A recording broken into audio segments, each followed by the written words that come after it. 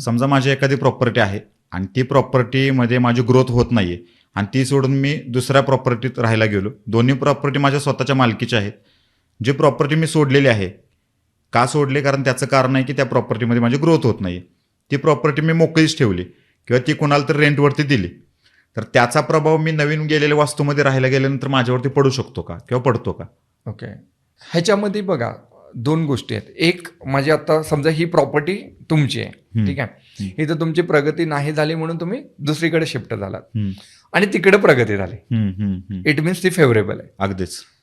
आता ह्याच्यामध्ये एक ऑब्झर्वेशन करा, ज्यावेळी ही प्रॉपर्टी मोकळी असेल ना, तर त्यावेळी तेवढी प्रगती नाही होत. बर.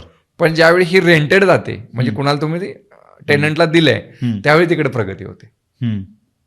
हे ऑब्झर्वेशन मध्ये ठेवा. हे का मी सांगतो? हे कशामुळे होतं सांगतो.